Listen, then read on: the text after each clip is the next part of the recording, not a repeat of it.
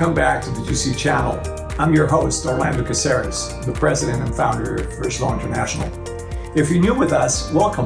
This is a channel especially for you, for the GCs and for in-house legal teams, and is powered by General Counsels.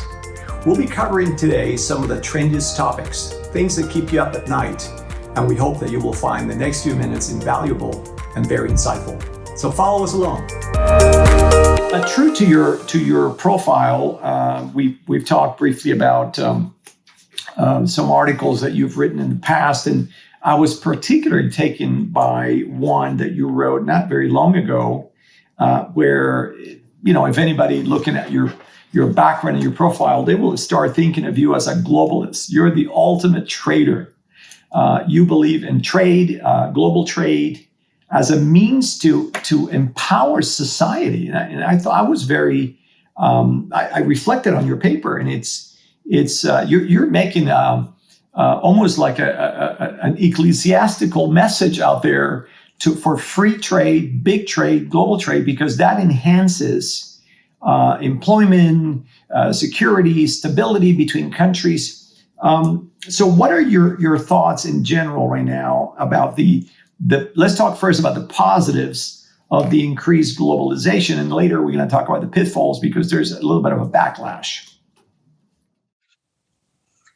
Great question. There's a lot wrapped up in that question. I do believe there are significant benefits from global trade.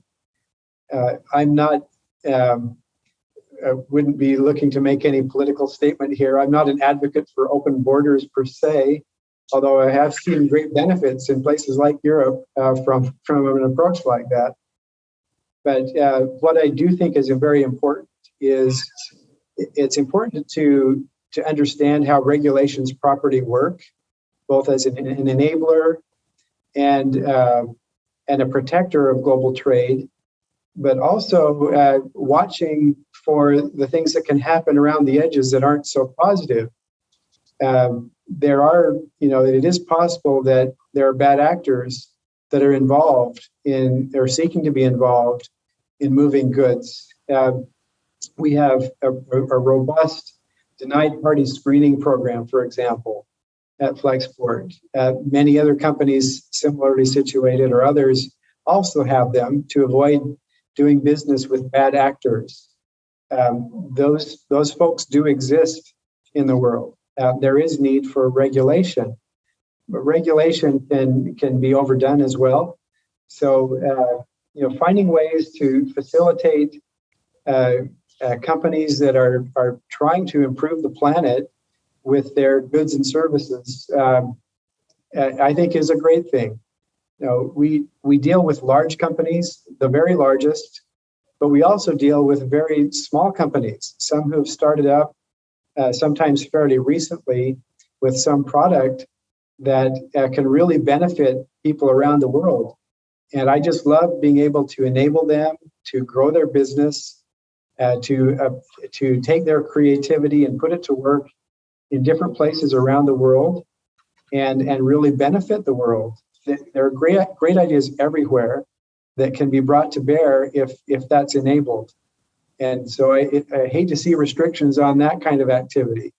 I like to see more of that, where more solutions can be brought to bear around the world. That's what excites me. That in one of the recent meetings that we had, you and I had with a number of counsel in a virtual setting, where you explain the business model that you were trying to pursue. One of the points that I thought you made is that when the environment in the country that you're planning to set shop is friendly and less restrictive and relatively sort of turnkey, that it doesn't have all these regulatory, bureaucratic stumbling blocks. Obviously, you're gravitating to those markets easier and faster. And so when I read your paper, I could see why you're writing what you're writing, because you're saying, if I, as a startup, I'm going to gravitate to this jurisdiction because it's easier, it's friendly. The government is poised to attract industries like ours, and therefore I'm going to bring in revenue to the country, employment to the country, more stability. That's the positive. And you're saying we want to see more of those. But in your paper, you also talk about the inhibitors. You to make it a fair paper, you say, look, there's a lot of these critical implications that are inhibiting the business. And in your experience, why would a jurisdiction, based on what you've learned, be so difficult to want to attract investment from a foreign company such as yours in the current exercise that you're doing at the moment? I think sometimes it's fear. I think sometimes the country itself may be afraid of foreigners coming in and having an influence in their country. I think there's also protectionist tendencies with various industries. So we try to allay those fears. We look to work with local partners and work with those countries to expand the amount of goods that are flowing to and from them, to expand their business opportunities, not take them away. You can look to many examples of those countries that have adopted more sometimes export-oriented approaches to things. They have benefited greatly from their opening to the outside world, to foreign investment, and to trade. There are many examples of that, and I think some countries are adopting more of that. And it's easy to see right now with our own business where certain countries make it very easy. Well, certainly we gravitate to that. We want to work with that quickly, partner with them. Where it's more difficult, then we have to tell our story and help them come to see that we are not there to be exploitative, but to expand the pie for everyone.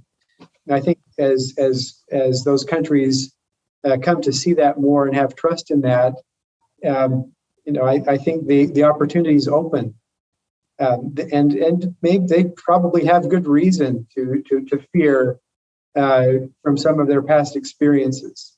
So maybe they're wise to be careful. We will work with all perspectives, and we hope to bring to bear a model and a way of looking at things that is viewed as cooperative by everyone. And would you say that in a situation like you are expanding, you're going through your due diligence, you go through your questionnaire, you look at a country, you look at their regulatory scheme, then you put it in some kind of a scorecard and you say, hey, this one is immediate because it's so easy to go there. Others are a little more complicated. Would you say that that's where local talented local counsel with know-how and the sort of the roadmap to help you and guide you in country would become invaluable, because that's really where having those connections and having access to those resources would be more powerful than otherwise, because then you might be taking risks or you may be scrapping from the list that particular jurisdiction. So in other words, when you're doing your due diligence and you find that there are jurisdictions that are more complex and difficult to enter, is that where having competent local counsel becomes a real asset for you? Absolutely. The initial assessment is important, and competent local counsel, they're the ones who can go beyond what the law says on paper and tell us what the law is in practice. That's what we really look for, because often the way things look on paper are quite different from the way they actually operate in practice. And that's what we need to find out. Sometimes things look difficult on paper, but when you actually get down to how things actually operate, you can be very compliant, 100% compliant, but you can find ways to do things in ways that are possible. Other times you find that the law in practice may actually make it more difficult than it appears on paper. In both cases, strong local counsel is essential, and we really rely on that heavily.